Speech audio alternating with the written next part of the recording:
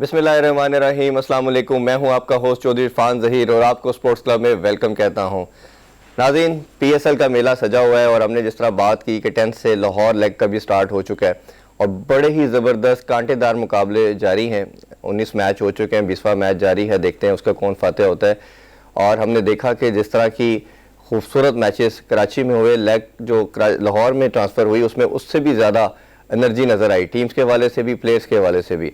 और उम्मीद करते हैं ये इस तरह 27 तक ये मेला सजा रहेगा और बड़ा खूबसूरत फाइनल भी हमें देखने को मिलेगा। इसके साथ साथ खुशाइन चीज़ ये है, दौरा ऑस्ट्रेलिया का भी अनाउंसमेंट हो चुकी है और उसमें 3 टेस्ट मैचेस खेले जाएंगे और एक T20 भी खेला जाएगा। उसकी भी तमाम वेन्यूज़ और टीमों का भी अनाउंसमेंट हो चुकी है। पाकिस्तानी टेस्ट स्क्वाड का भी पहले अनाउंसमेंट हो चुकी है और सबसे अच्छी खुशाइन बात यह है कि ऑस्ट्रेलिया की पूरी फुल स्ट्रेंथ आ रही है। और बहुत ज़्यादा ये र्यूमर चल रहा था कि शायद वो जैसा न्यूजीलैंड की बी टीम आई थी, इनकी भी शायद बी या सी टीम आएगी, मेन प्लेयर नहीं आएंगे। तो ये एक पीसीबी का भी बड़ा अच्छा इकदाम, हमें इसको अप्रिशिएट करना चाहिए और ऑस्ट्रेलियन क्रिकेट बोर्ड को भी बहुत ज़्यादा सराहना चाहिए कि उन्होंने पाकिस्तान पर ट्रस्ट किया। और हमारे जो उनके चेयरमैन भी पाकिस्तान आए, हमारे चेयरमैन से मिले, तो इस तरह की सारी जो एक डिस्कशन चल रही थी, तमाम नेगोशिएशन अच्छे मोड में गई और इवेंचुअली जो उसका रिजल्ट था वो बहुत ही ज़बरदस्त नज़र आया। और मेरा ख्याल है कि अप्रॉक्सीमेटली 24 साल के बाद ऑस्ट्रेलिया का पाकिस्तान का दौरा करना ये पाकिस्तानी अवाम के लिए बहुत इंपॉर्टेंट है और पाकिस्तानी क्रिकेट इससे बहुत ज़्यादा ग्रो करेगी। क्योंकि जब आपके हीरोज़ आपकी ग्राउंड्स के अंदर खेलते हैं, आप उनको देखते हैं, और हमारे प्लेयर्स जब अपने होम ग्राउंड के अंदर क्रिकेट खेलते हैं तो ओबियसली उनके लिए भी बहुत ज़्यादा ये एक वैल्यू रखती है चीज़। आपको मालूम है कि हम अपने हर शो के अंदर एक गेस्ट लेके आते हैं और कोशिश करते हैं कि हमेशा उनसे डिस्कशन की जाए और ज़्यादा वो चीज़ें बताई जाएँ जो नॉर्मली हम लोग नहीं जानते। और इसी तरह आज का शो भी बहुत स्पेशल है। आज हमारे साथ बेसिकली 2 गेस्ट होंगे। पहले गेस्ट की बात करें तो एक ऐसे क्रिकेटर जिन्होंने लास्ट पीएसएल के अंदर आए और आते ही छा गए। लास्ट पीएसएल के अंदर हाईएस्ट विकेट टेकर थे और इनकी जो सेलिब्रेशन स्टाइल थी वो सबसे यूनिक चीज़ थी, जिसको ना सिर्फ पाकिस्तानियों ने बल्कि पूरी दुनिया ने सराहा। और हमने देखा कि जो फॉरेन प्लेयर थे वो इनकी एनर्जी को बहुत इंजॉय करते थे। इसके साथ साथ ये लाड़काना के से इनका ताल्लुक़ है और ऐसे इलाके से जहाँ पहले कोई क्रिकेटर नहीं आया, और जब ये आए और जिस तरह के हम्बल बैकग्राउंड से ये बिलोंग करते थे, जिस तरह की एफर्ट इन्होंने भी, उसका सिला ये मिला कि इन्होंने पाकिस्तान की तरफ से भी क्रिकेट खेली, डेब्यू कर चुके हैं और बड़ी खूबसूरत किस्म की परफॉर्मेंसेस आती जा रही हैं। मेरा ख्याल है बहुत से आप लोग जान चुके हैं कि मैं किसकी बात कर रहा हूँ। हमारे साथ शो में मौजूद है the one and only Shahnawaz Dhani. Shahnawaz साहब, बहुत शुक्रिया, आपने हमें टाइम दिया, थैंक यू सो मच। अच्छा, हमें पता है कि ऑब्वियसली आप पीएसएल में बहुत बिजी हैं और हम काफ़ी अरसे से आपसे बात करना चाह रहे थे। इसका आज फ़ायदा उठाते हैं कि आप ग्राउंड में मौजूद है और उस पर हम कुछ आपसे डिस्कशन भी कर लेते हैं। अच्छा, मैं सबसे पहले जानना चाहूँगा आपके कैप्टन के हवाले से। मोहम्मद रिजवान जिस तरह लास्ट ईयर हमने देखा कि पीएसएल में कैप्टन बने और ऐसे कैप्टन बने जो पहले कराची किंग्स खेलते थे और प्रॉब्ली हमने देखा कि वो टीम का पार्ट नहीं होते थे, बट मानना ये ज़रूर था कि उनके अंदर क्रिकेटिंग सेंस बहुत अच्छी है। और रिजवान की कैप्टनसी के अंदर आपको इंट्रोड्यूस किया गया, रिजवान ने आपको लेके चले और हमने देखा कि जिस तरह लास्ट टाइम आप पीएसएल के चैंपियन बनी मुल्तान सुल्तान, उसमें एक तो रिजवान की कैप्टनसी को कैसे देखते हैं और रिजवान आप पे कितना ट्रस्ट करते हैं, क्योंकि आप लास्ट ईयर के हाईएस्ट विकेट टेकर भी थे, उस हवाले से बताइएगा प्लीज़। जी बिल्कुल, रिजवान भी माशाल्लाह बहुत अच्छा खेल रहे हैं और टीम को सपोर्ट कर रहे हैं और सबको वो बैक करते हैं इन दी फील्ड माशाल्लाह, और जिस तरह उनकी परफॉर्मेंस जा रही है ब्रिलियंट। अच्छा शाहनवाज, ये बताइए, जिस तरह कैप्टन की हमने बात की, रिजवान का हम सब ने बड़ा एडमायर किया, जिस तरह की खूबसूरत परफॉर्मेंसेस हमें नज़र आ रही है मुल्तान सुल्तान की, सारे पहले मैचेस जीते थे, कल एक मैच आप लोग पहला लाहौर के अंदर से हारे। मैं इधर थोड़ी बात आपके कोच की करना चाहूँगा, एंडी फ्लावर की। एंडी फ्लावर की जैसे हम सब जानते हैं दुनिया के नंबर 1 कोचेस के अंदर उनका नाम शुमार होता है। मैंने खुद भी उनका लास्ट ईयर इंटरव्यू किया। वो जिस तरह के टीम मैन हैं, पूरी टीम को लेकर चलते हैं और लीग क्रिकेट पूरी दुनिया में खेलते हैं। तो थोड़ा सा कोच के हवाले से बताइए कि एक एज ए यंगस्टर कोच आप कैसे टीम को बिल्ड करता है, टीम को जेलिन कैसे करता है। मेरा मानना ये है कि कोच का रोल जो होता है फादर फिगर का रोल होता है, तो कोच के हवाले से भी कुछ अगर आप शेयर करना चाहें कि कोच आपको किस तरह कॉन्फिडेंस देते हैं और कैसे लेके चलते हैं। जी बिल्कुल, वो बहुत बड़े कोच है और बिल्कुल सब लीग में वो होते हैं और वो जिस तरह लेक्चर देते हैं, जिस तरह समझाते हैं, बहुत ही ज़बरदस्त और बहुत कुछ सीखने को मिलता है वहाँ से। अच्छा शाहनवाज, आपकी जो सबसे यूनिक चीज़ है, जैसे आपके बॉलिंग तो ज़बरदस्त माशाल्लाह है ही है, जितनी अच्छी परफॉर्मेंसेस आप दे रहे हैं, सबसे यूनिक चीज़ आपकी सेलिब्रेशन है।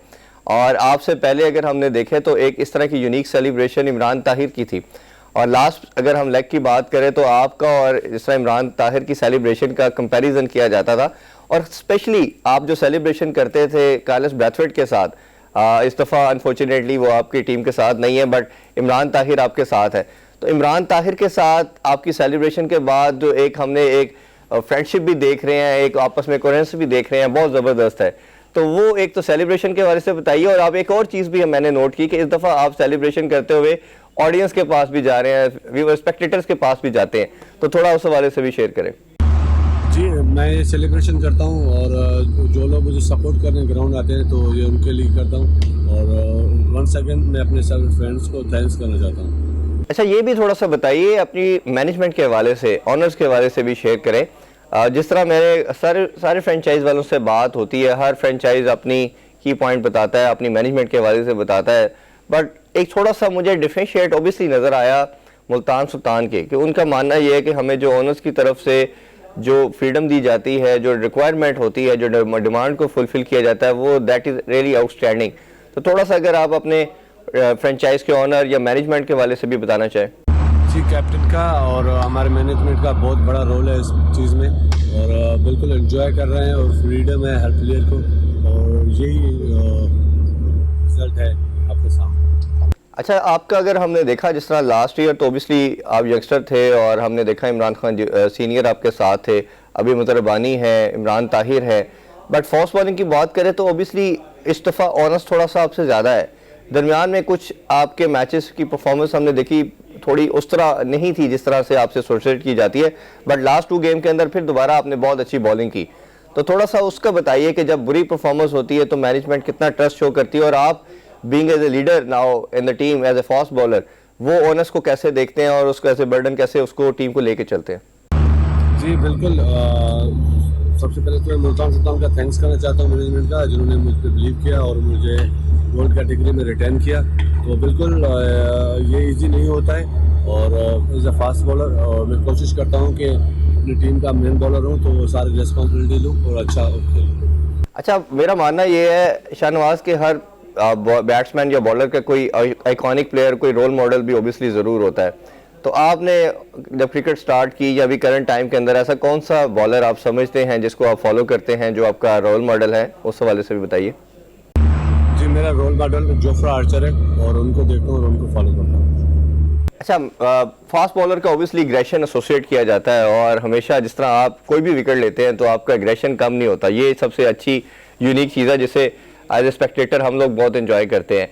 लेकिन कोई ऐसा बैट्समैन जो आपको बॉदर करता हो, लगता हो कि ये बड़ा मुश्किल है आउट करने के लिहाज से, या ऐसी कोई ड्रीम विकेट जिसके आपकी विश हो कि मैंने ये विकेट ज़रूर लेनी है? इस PSL के अंदर चले हम बात कर रहे हैं, PSL उस हवाले से अगर आप बताना चाहें। जी बिल्कुल, मेरा ड्रीम विकेट तो बाबर भाई है, और उनको आउट करूँगा, और मैं कोशिश करता हूँ कि उनको आउट करूँ। अभी तक मैंने उनकी विकेट नहीं ली। अच्छा, हम चाहेंगे कि हमारी भी विश होगी कि आपका अगर ड्रीम है बाबर को आउट करना, हमारे कैप्टन भी हैं, नंबर 1 बैट्समैन भी हैं T20 ODI, कि आप उसका विकेट ज़रूर लें। अच्छा, थोड़ा सा ये बताइए आपके एम एंड विजन के हवाले से बताइए, बिफोर द PSL क्या थॉट प्रोसेस चल रहा था? जिस तरह लास्ट ईयर आप PSL में हाईएस्ट विकेट टेकर थे, इस दफ़ा क्या आपका स्टेट ऑफ माइंड है? किस नए एम या अपनी एम्बिशन के साथ आप इस PSL के अंदर खेल रहे हैं? बिल्कुल, प्लानिंग यही होती है बिफोर PSL के PSL का टॉप विकेट टेकर बनना है, उसी के साथ अपनी टीम को मैचेस जितवाना है और चैंपियन बनना है। जी, लास्ट नोट पे शाहनवाज कोई मैसेज देना चाहें अपने मुल्तान सुल्तान के फैंस के लिए, आपके पर्टिकुलरली फैंस के लिए कोई ऐसी मैसेज देना चाहें, सब आपको हमारे प्लेटफॉर्म से सुन रहे तो ज़रूर बताइए। जी, सबसे पहले तो मैं उनका शुक्रगुजार हूँ, और पूरे मुल्तान सुल्तान की टीम, और माशाल्लाह जिस तरह उन्होंने हमें कराची पे सपोर्ट किया है, कराची में, और यहाँ पे भी इंशाल्लाह हमें सपोर्ट करेंगे। Once more thank you Multan Sultan fans. जी शाहनवाज, आपका बहुत शुक्रिया आपके टाइम का। हम उम्मीद करते हैं, दुआ करते हैं कि आप अच्छा परफॉर्म करें, जिस तरह लास्ट टाइम आप PSL में हाईएस्ट विकेट टेकर थे, इस दफ़ा भी आपकी परफॉर्मेंसेस बहुत ज़बरदस्त हों और आप मुल्तान सुल्तान की विक्ट्रीज में अपना बड़ा अहम रोल किरदार अदा करें। अच्छा नाज़रीन, आपने खूबसूरत गुफ्तगू सुनी शाहनवाज धानी की। अब ब्रेक का टाइम हो जाता है, ब्रेक से वापस आके एक और गेस्ट हमारे साथ होंगे। ओबियसली हम कोशिश करेंगे कि PSL जो अब तक हो चुके हैं 19 मैचेस और 20वां जारी है, इस हवाले से भी डिस्कशन करें। हमारे साथ मौजूद होंगे बड़े लेजेंड, बड़े सीनियर तस्वीरकार माजिद भट्टी साहब, उनसे डिस्कशन करते हैं। स्टे विद अस।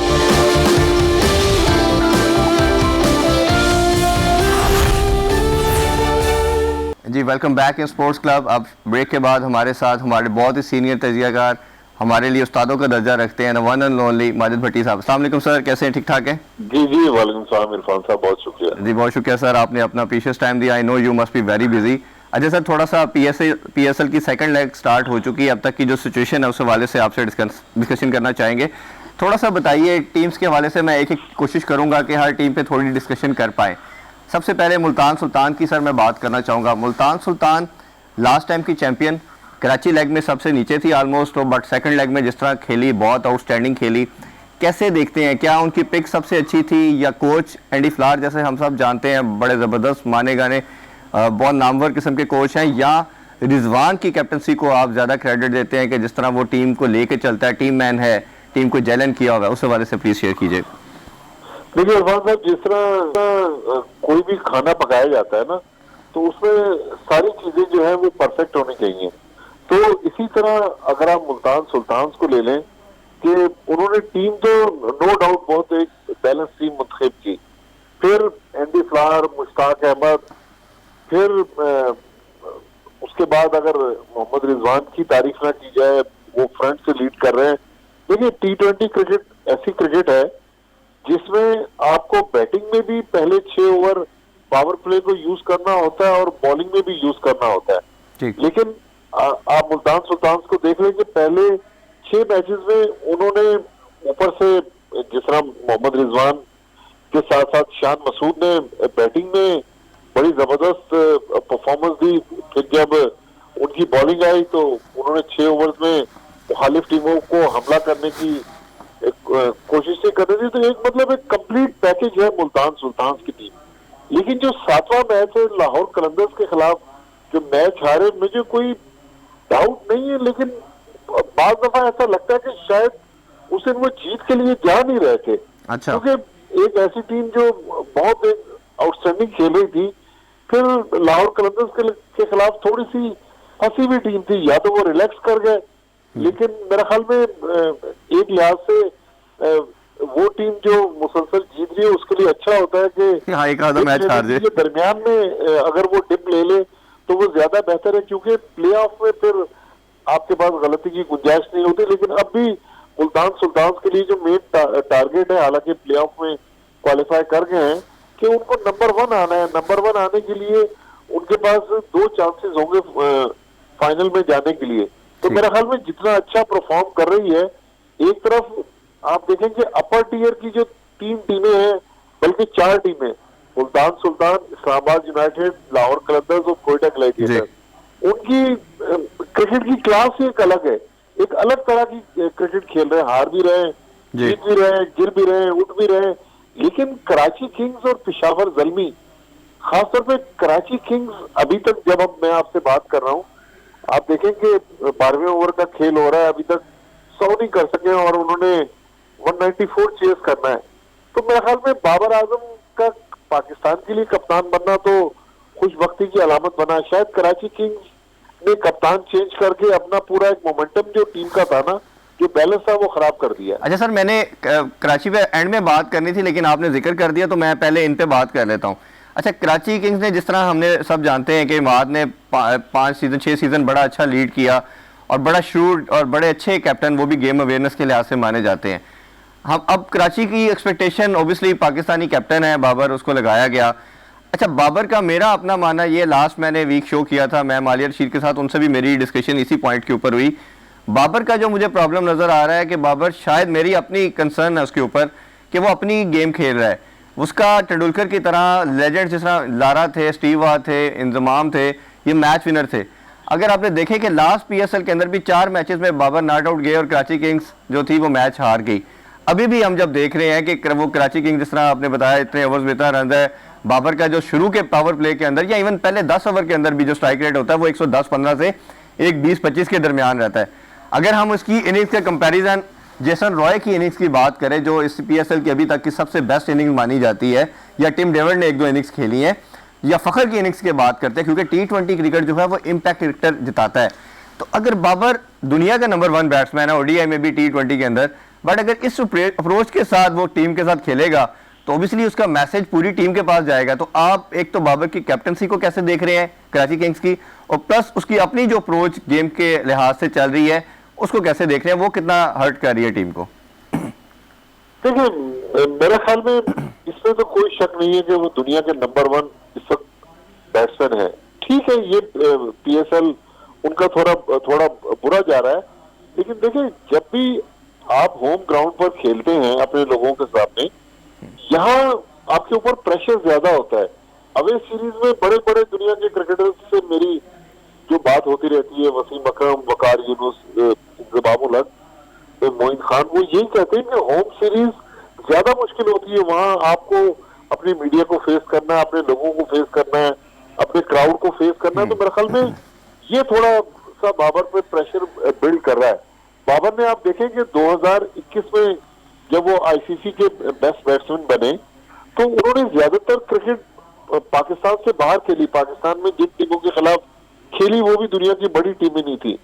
तो मेरे ख्याल में लीग क्रिकेट के बारे में लोग कहते हैं कि जी ये तो बहुत ही आसान क्रिकेट है, ऐसा नहीं है। लीग क्रिकेट बहुत मुश्किल क्रिकेट है। मेरे ख्याल में कराची किंग्स की इंतजामिया ने उन्होंने भी अपने तौर पे गलत फैसला नहीं किया कि ऐसा कप्तान जो पाकिस्तान टीम को तीनों फॉर्मेट्स में जितवा के दे रहा था उसको उन्होंने कप्तान भी बना दिया। फिर लोग कहने लगे कि यार दुनिया में ऐसा कौन सा प्लेयर है जो अपने मुल्क की कप्तानी करता है और फ्रेंचाइज की कप्तानी नहीं कर रहा। उन्होंने भी एक सही फैसला किया। लेकिन इस पीएसएल में अभी तक जो ये आज जो छठा मैच खेल रही है कराची किंग्स की टीम, तो बाबर आजम हालांकि इस वक्त भी 34 गेंदों पर 39 रन बना गए, लेकिन कुछ फंसे हुए हैं। मेरे ख्याल में थोड़े हद तक आपकी बात ठीक है कि T20 क्रिकेट में उनको थोड़ा सा अपना स्ट्राइक रेट पे गौर करना होगा कि वो बॉलिंग शुरू में काफी जाया कर जाते हैं। सरफराज अहमद को देखें, कल एक वक्त लग रहा था कि सरफराज अहमद ने मैच फंसा दिया जी, लेकिन जब उन्होंने गालिबन 34 गेंदों पर 52 रन बनाए तो उनके सारे गुनाह धुल गए जी। लेकिन बाबर आजम का ऐसा नहीं है। बाबर आजम ने कराची में जिस मैच में 90 किया वो भी उनकी टीम हार गई, जिस मैच में 8 रन बनाए वो भी हार गई। तो बाबर आजम को थोड़ा अपने स्ट्राइक रेट पर गौर करना होगा। भाई साहब, आपने तो माशाल्लाह कितने डेकेड से आप क्रिकेट कवर कर रहे हैं, इंडिविजुअल परफॉर्मेंस कभी मैटर नहीं करती। हमेशा तभी किसी को लेजेंड प्लेयर माना जाता है, ग्रेटर प्लेयर माना जाता है जब वो टीम को जिताता है। अगर आपकी परफॉर्मेंस 80, 90, 100 टीम के लिए हेल्पफुल नहीं है तो मेरा मानना भी यही है कि वो शायद परफॉर्मेंस कहीं किसी कंसिडर नहीं की जाती। तो दूसरा मेरा ख्याल है कि अगर हम इनकी पिक भी देखें तो अगर आप कराची किंग्स की बैटिंग लाइनअप हम देखते हैं तो पिक में सिर्फ बाबर और शर्जील के अलावा बैट्समैन ही कोई नहीं है, सारे ऑलराउंडर टाइप इन्होंने रखे हुए हैं। आखिर उसमें भी 120 बॉल्स खेलनी है आपने, फिर रही सही कसर उनके इलियास बाहर हो गए, मोहम्मद आमिर जो मेन बॉलर थे वो बाहर हो गए। तो क्या आपको लगता है कि पिक के अंदर भी मसला था इनकी? देखिए, टीम तो इनकी बैलेंस नजर नहीं आ रही है। शर्जील खान अब आज छठा मैच खेल के भी आउट हो गए। अभी शर्जील खान भी इस टूर्नामेंट में ऑफ कलर नजर आ रहे हैं।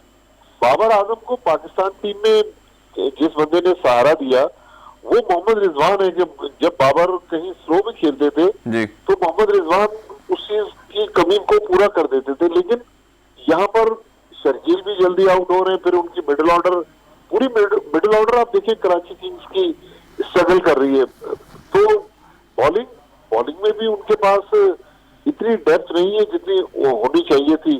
तो मेरा ख्याल में डगआउट में बड़े, अब ये बात भी सही साबित हो गई कि डगआउट में आप बड़े नाम बिठाएंगे, बाबर आजम, वसीम अकरम, शायद वो इतने हेल्पफुल ना हो। फिर पीटर मूर्स जिसको कोच लेकर आए, वो इंग्लैंड में 2015 के वर्ल्ड कप में मैं एडिलेड में उस मैच में था जब बांग्लादेश ने इंग्लैंड को हराया और इंग्लैंड की टीम क्वार्टर फाइनल में नहीं पहुंची और पीटर मूर्स को कोचिंग से हटा दिया गया तो पीटर मूर्स को कोचिंग में लिया है।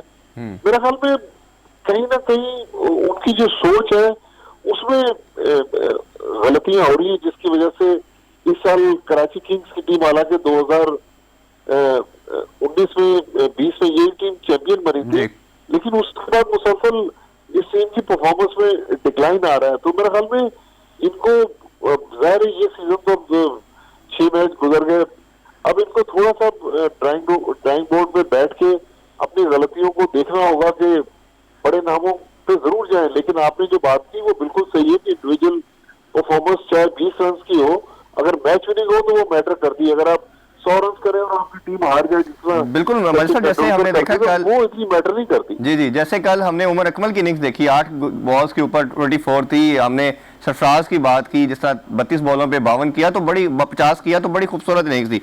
अच्छा, मजीद थोड़ी सी हम बात बाकी टीम्स की भी थोड़ी कर लेते हैं। इस दफ़ा लाहौर कलंदर हमें बड़ी शेप में नज़र आ रही है, और अगर हम इनकी पिक के हवाले से पहले बात करें तो मुझे इस दफ़ा सबसे बैलेंस पिक इनकी नज़र आई, क्योंकि अगर इनकी बैटिंग के अंदर एक प्रॉब्लम नज़र आता था, एक ही तरह के हिटर ले लेते थे। पहली दफ़ा इनकी टीम के अंदर नज़र आया कि मोहम्मद हफीज़ के अलावा अब्दुल्ला शफीक, इन्होंने बड़ी स्मार्ट पिक ली। फिर कामरान गुलाम जिसने 37 ईयर का रिकॉर्ड ब्रेक किया कैलम ट्रॉफी में। ये एक ऐसे बैट्समैन है कि जो हिटिंग के साथ साथ एंकर भी करते हैं, और प्लस हमने देखा कि फ़खर एक नए रोल के अंदर आए हैं, वो हर बॉल पे अब हिट नहीं करते और मोस्ट कंसिस्टेंट बैट्समैन बने हुए हैं, सिवाय एक मैच के हर मैच में 50 की रोकते भी हैं और हिटिंग भी करते हैं। तो और प्लस अगर बॉलिंग लाइन के ऊपर हम चार्ट के ऊपर देखते हैं तो बॉलिंग उनकी सबसे स्ट्रेंथन नजर आती है। Haris Rauf, Shaheen Shah Afridi world class bowler, फिर आगे हमने देखा कि राशिद खान है, ठीक है, तो बड़ा एक अच्छा कम्बिनेशन उनका, वीजे हैं, तो बड़ा ज़बरदस्त किस्म का एक बैलेंस साइड नज़र आ रही है। और जिस तरह हम देखा कि पहली वो टीम बनी जिन्होंने मुल्तान सुल्तान को भी परसों हराया, तो इस टीम को आप इस दफ़ा कैसे देखते हैं? कि आपको लगता है कि ये कैसी टीम है इस दफ़ा चैंपियन बन सकती है? तो ये वहां साहब, लाहौर कलंदर्स पे बात करने से पहले उमर अकमल पे बात ना करना ज्यादती होगी कि उमर अकमल ने कल क्या कमाल बैटिंग की है। और उमर अकमल मेरा ख्याल में पाकिस्तान का बहुत बड़ा टैलेंट था जिसको हमने जाया नहीं किया। उमर अकमल ने खुद ही जिस शाख में बैठे हुए थे उसी शाख को काटते रहे। तो ये एक अनफॉर्चुनेट है कि इतना जबरदस्त टैलेंटेड प्लेयर 2 साल तक अपनी गलतियों की वजह से बाहर हुआ, और उससे पहले भी आप देखें कि उसने अपनी फिटनेस पे काम नहीं किया। लेकिन जहां तक लाहौर कलंदर्स की बात है, लाहौर कलंदर्स ने मेरे ख्याल अपनी गलतियों से सीखा है। आप देखें पिछले 2 साल भी इनकी परफॉर्मेंस बुरी नहीं थी। पिछले साल भी जब यहाँ से अबू धाबी गए तो उस वक्त तक तो प्लेऑफ में जाने की पोजीशन में थे, और आखिर में गालिबन रन रेट पे वो बाहर हो गए। जी, कोई मैच में नहीं जीते अनफॉर्चुनेट रहा। लेकिन इस साल बहुत बैलेंस टीम है उनकी। आपने बिल्कुल जो जो नाम लिए, चाहे फखर जमान को ले लें, चाहे शाहीन शाह अफरीदी को ले लें, चाहे आप हारिस रऊफ को ले लें, राशिद खान मेरे ख्याल में 19 के बाद अवेलेबल नहीं होंगे, तो ये उनके लिए एक बड़ा सेटबैक होगा राशिद खान का। तो लाहौर कलंदर्स बिल्कुल चैंपियन टीम तो खैर एक ही नहीं बनना है, लेकिन वन ऑफ द फेवरेट जरूर है। बिल्कुल ठीक जी। माजिद भट्टी से बड़ी इंटरेस्टिंग गुफ्तगू जारी है, but it's time for short commercial break. Stay with us.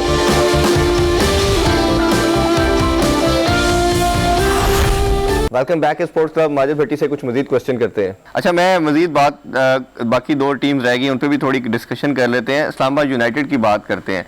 Islamabad United की अगर हम देखें तो बैटिंग की अगर पिक को देखें तो एक तरह की सारे इन्होंने एग्रेसिव बैट्समैन रखे हुए हैं, और 7-8 नंबर तक हमने देखा कि सारे हिटर हैं। कल जिस तरह इनकी बैटिंग लाइन कोलैप्स भी कर गई, फिर एंड में फ़हीम अशरफ ने बड़ी खूबसूरत 50 बनाई, फिर मोहम्मद वसीम ने आके 2 बॉलों पे 2 छक्के लगा दिए। तो सारे हिटर हैं और इसी स्टेट ऑफ माइंड के साथ जाते हैं।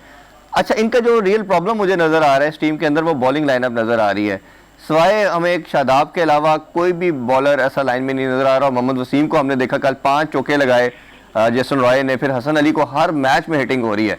हसन अली की मुझे समझ नहीं आ रही कि जब से हमने वर्ल्ड कप देखा, T20 वर्ल्ड कप से पहले बहुत आउटस्टैंडिंग परफॉर्मेंस, हमेशा की तरह वो मैच विनर नज़र आ रहे थे, बट वर्ल्ड कप से लेके अब तक PSL तक हर मैच में उन पे स्कोर हो रहे हैं, और हर तरह की हिटिंग हमने देखा कि हर टीम उनके अगेंस्ट रन कर रही है।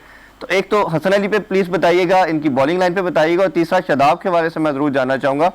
शादाब इंजरी के बाद 1 साल परफॉर्म नहीं कर सके, बट वर्ल्ड कप में उन्होंने अपनी फॉर्म गेन की, जिस तरह सेमीफाइनल में बॉलिंग की, वो अपनी बॉलिंग को कंपनसेट बैटिंग में कर रहे थे ऊपर आके, जिस पे हमने भी बहुत तनकीद की कि ये बेसिकली तो बॉलर हैं, तो बैटिंग में चले अगर परफॉर्म होता है that is well and good, but bowling करना मेन इंपॉर्टेंट रोल है। और अभी भी जो मैचेस जीत पाई है इस्लामाबाद यूनाइटेड, वो प्योरली शादाब की परफॉर्मेंस की वजह से जीत पाई है, जो उन्होंने बॉलिंग में दी। तो ये इसको ओवरऑल कैसे देखते हैं सर इस टीम को? देखिए, शादाब खान ने जो बिग बैच का सीजन थोड़ा सा खेला है, उसके बाद हमने देखा कि शादाब खान बिल्कुल एक मुख्तलिफ प्लेयर के रूप में नजर आए, और उन्होंने अपने सारे क्रिटिक्स को, इंक्लूडिंग मुझे भी, उन्होंने गलत साबित किया कि उन्होंने अपनी बॉलिंग में इंप्रूवमेंट लाई और उन्होंने अपनी बैटिंग को बहुत बेहतर किया। और ये पाकिस्तान क्रिकेट के लिए ब्लेसिंग है जी कि शादाब खान जैसा प्लेयर जिस जिसके बारे में बहुत ज्यादा बातें हो रही थी, अब शादाब खान एक बिल्कुल आप देखें कि मुख्तलिफ प्लेयर के रूप में हमें नजर आ रहे हैं। लेकिन हसन अली के अलावा आप मोहम्मद वसीम जूनियर को देख लें, जी वो भी उस तरह की बॉलिंग नहीं कर रहे जिस तरह करनी चाहिए थी। फील्डिंग में भी कैचेस ड्रॉप हो रहे हैं। तो मेरा ख्याल में अगर इस्लामाबाद यूनाइटेड को, हालांकि बैलेंस टीम है, ऊपर जा सकती है, इस्लामाबाद यूनाइटेड को ऊपर आना है, तो हसन अली और मोहम्मद वसीम जूनियर का रोल जो है वो भी बड़ा इंपॉर्टेंट होगा। लेकिन अभी भी इस्लामाबाद यूनाइटेड की टीम इतनी बुरी नहीं है। इस्लामाबाद यूनाइटेड की टीम भी टूर्नामेंट जीत सकती है, जिस तरह वो T20 क्रिकेट में कहते हैं ना, जिस टीम को एक बार मोमेंटम मिल गया वो टीम आखिर में अच्छा फिनिश कर सकती है। बिल्कुल। हो सकता है कि मुल्तान सुल्तान पर एक मैच हारने के बाद अब बुरा वक्त शुरू हो गया हो, लेकिन इस्लामाबाद यूनाइटेड की टीम शादाब खान की कप्तानी में इतनी बैलेंस टीम है, मुझे लग रहा है कि ये टीम भी आगे जाके मुश्किल डालेगी बड़ी टीमों को। अच्छा, लेकिन इनमें एक तो हसन अली का सर मैंने आपसे पूछा था, वो बता दीजिएगा। दूसरा आसिफ अली भी परफॉर्म नहीं कर रहे, जो वर्ल्ड कप में हमें जिस तरह की परफॉर्मेंस दी। तो हसन अली का मैं मेनली जानना चाहूंगा आपसे कि क्या रीजन लगती है, क्या उनका भी एटीट्यूड का मसला है? जिस तरह शर्जील का और उमर अकमल का हमने देखा कि इतने जबरदस्त सुपरस्टार किस्म के प्लेयर थे, अपने कैरियर को खराब कर दिया।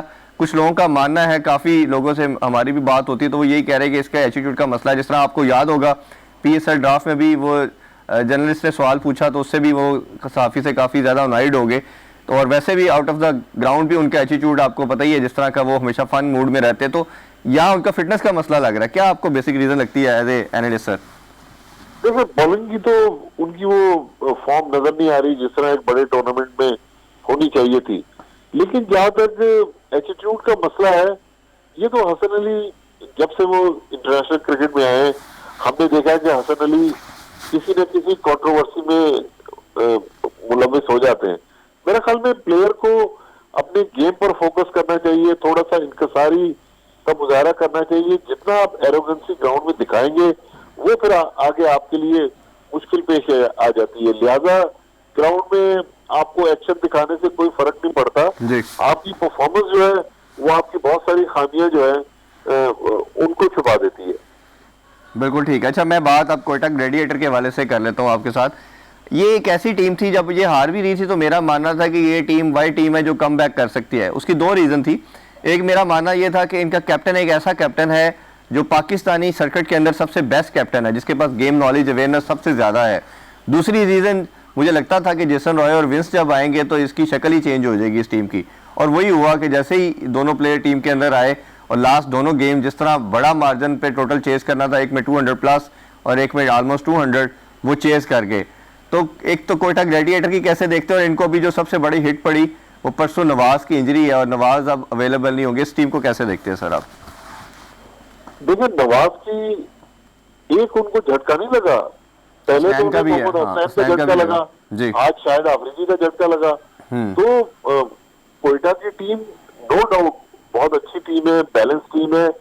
और मैं तो देखे, सरफराज तो मेरे छोटे भाइयों की तरह है, फिर नदीम उमर साहब हुए, नबील हाशमी है, नदीम उमर साहब के जो बेटे हैं हसन उमर, वो आजम खान जो उनके मैनेजर हैं, ये मोइन खान, ये सारे बहुत बड़े क्रिकेटिंग ब्रेन्स हैं। इनकी आप क्रिकेट में बात करें, इनको इतनी इन डेप्थ नॉलेज है कि आप भी बार दफा परेशान हो जाएंगे कि ये इतनी, नदीम उमर साहब अब देखें मेरे ख्याल 70 के लगभग है, लेकिन अभी भी वो वेटरन क्रिकेट खेलते हैं। तो उनके खून में क्रिकेट रची बसी है।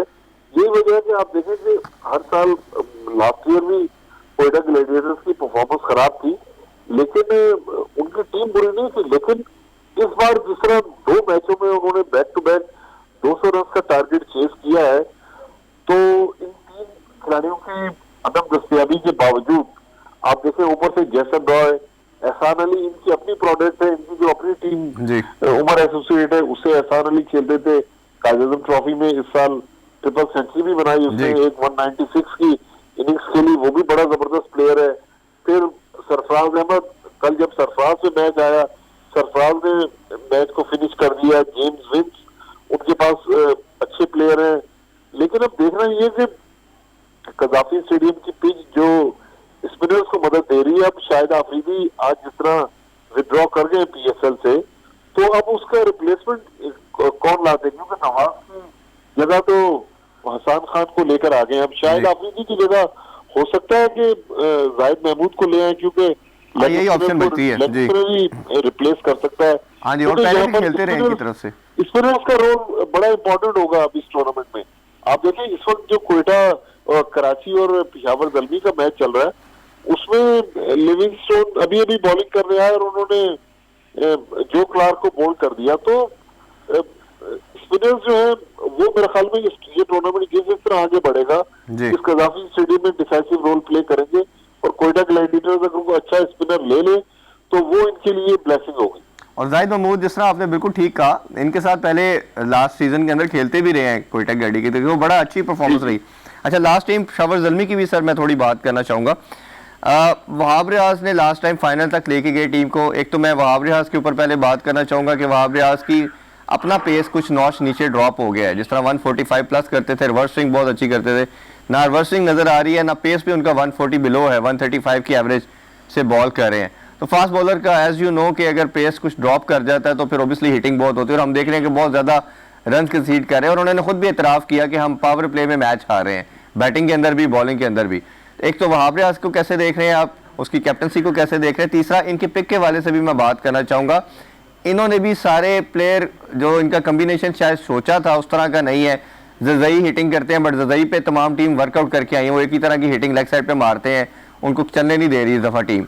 लास्ट टाइम शायद वो इतना वर्किंग नहीं थी सारी टीम्स की, अब वो एक्सपोज हो चुके हैं। इसी तरह बाकी प्लेयर, हैदर अली पे भी टीमों ने वर्कआउट किया हुआ है, वो भी परफॉर्म नहीं कर पा रहे, तो बैटिंग भी इनकी क्लैप्स नज़र आ रही है।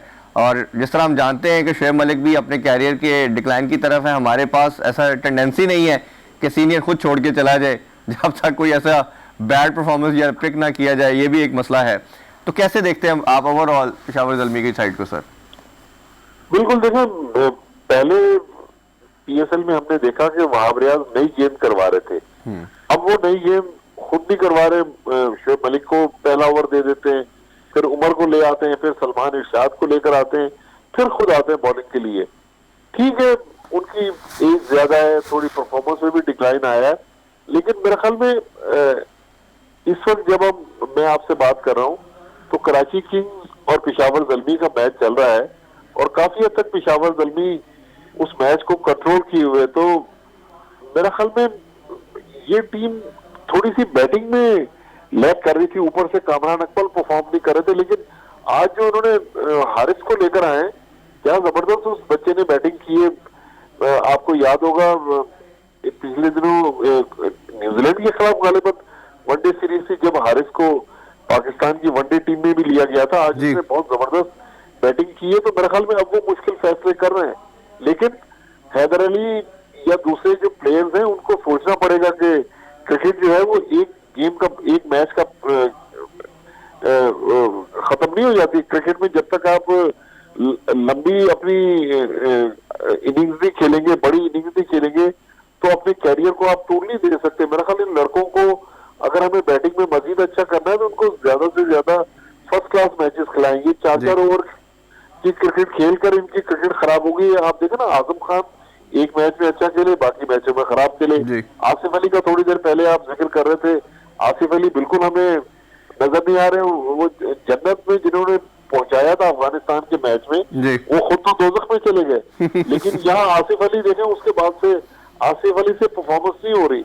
तो बहुत सारे इस पीएसएल में हमें बहुत अच्छी चीजें भी नजर आ रही हैं, बहुत बुरी चीजें भी नजर आ रही हैं, लेकिन वहाब रियाज की काफी सर्विसेज हैं पाकिस्तान क्रिकेट के लिए। उम्मीद है कि वहाब रियाज इस मुश्किल वक्त से खुद भी निकलेंगे और टीम को भी निकालेंगे। बिल्कुल मेरा मानना सर ये, मैं आपसे 100% एग्री करता हूँ। हमेशा बात करता हूँ कि जहाँ पीएसएल के बहुत ज़्यादा बेनिफिट्स हैं, मेरिट्स हैं, तमाम बॉक्सेस को हम टिक करते हैं, एक डिसएडवांटेज ये है अनफॉर्चुनेट कि हम अपनी पिक भी जो टीम के लिए, पाकिस्तानी नेशनल साइड के लिए भी, वो भी क्राइटेरिया पीएसएल रख दिया कि होना ये चाहिए था काज़म ट्रॉफी होता, जिस बच्चे ने पूरा सीजन खेला है वो परफॉर्म करता। मेरा मानना ये है कि टेस्ट क्रिकेटर T20 ODI खेल सकता है, बट T20 क्रिकेटर ODI और टेस्ट नहीं खेल सकता। तो ये एक बड़ी एक अनफॉर्चुनेट है कि हमें इस पे वर्क नहीं कर रहे। अच्छा सर, जाते हुए क्लोजिंग नोट पे, जो ऑस्ट्रेलिया की टीम आ रही है उनकी फुल स्ट्रेंथ का अनाउंसमेंट हो चुकी है, दौरे का अनाउंसमेंट भी हो चुकी है, वेन्यूज भी डिसाइड सब कुछ हो चुके हैं, और पाकिस्तानी टेस्ट स्क्वाड भी अनाउंस हो चुका है। एक तो इस कैसे देखते हैं इस डिसीजन को, 24 साल ऑस्ट्रेलिया जैसी बड़ी फुल साइड का पाकिस्तान आना, और पाकिस्तानी जो टेस्ट स्क्वाड है इसको ओवरऑल कैसे देखते हैं? शॉर्ट्स आपका मैसेज चाहिए स्पेशल। देखो, पाकिस्तान क्रिकेट के लिए तो एक बहुत बड़ा लैंडमार्क है कि इस साल ऑस्ट्रेलिया की टीम आ रही है, फिर इंग्लैंड ने आना है, फिर वेस्ट इंडीज ने आना है, फिर न्यूजीलैंड ने आना है। तो पाकिस्तान क्रिकेट के लिए मेरा ख्याल ये अगर 4 टीमें 2022 में आ जाती हैं तो ये तो बहुत बड़ा हमारे क्रिकेट के लिए मेरा ख्याल में ब्रेक थ्रू होगा जी। लेकिन जब हम बाबर आजम की बात करते हैं कराची किंग्स के लिए, फिर हम ये बोल रहे हैं कि 4 मार्च को जब पिंडी में टेस्ट मैच शुरू होगा तो यही बाबर आजम, आज तो शायद हमारी उसके लिए इतनी हमदर्दियां ना हो कि वो फ्रेंचाइज क्रिकेट खेल रहे हैं, लेकिन पाकिस्तान के लिए तो हमें फिर बाबर आजम से टेस्ट क्रिकेट में मैच विनिंग परफॉर्मेंस चाहिए जी। तो ऑस्ट्रेलिया ने बहुत मजबूत टीम अनाउंस की है और उनकी टीम अभी रिसेंटली एशेज देखें 4-0 जीत कर आ रही है। तो पाकिस्तान के लिए मुश्किल सीरीज है। उम्मीद है कि पाकिस्तान अच्छा मेजबान हमेशा से रहा है, इस सीरीज को भी होस्ट करेगा और ऑस्ट्रेलिया को हराने में भी कामयाब होगा, क्योंकि यासिर शाह और मोहम्मद अब्बास अब हमारी टीम में नहीं है। इन दोनों की आप देखेंगे टेस्ट क्रिकेट लग रहा है कि अब खत्म हो गई है, लिहाजा अब हमारे लिए कौन स्पिन में मैच विनिंग होगा ये बहुत बड़ा सवाल है। बिल्कुल ठीक है सर। माजिद भट्टी साहब, बहुत शुक्रिया आपके प्रीशियस टाइम का, आपने हमें टाइम दिया। नाज़रीन, आपने शाहनवाज धानी और माजिद भट्टी की खूबसूरत गुफ्तगू सुनी। होपफुली आपको आज का शो पसंद आया होगा। अपना कीमती फीडबैक हमें ज़रूर प्रोवाइड कीजिएगा। इंशाल्लाह आपसे मुलाकात होगी नेक्स्ट वीक। अपना बहुत सा ख्याल रखें। अल्लाह हाफिज़। पाकिस्तान जिंदाबाद।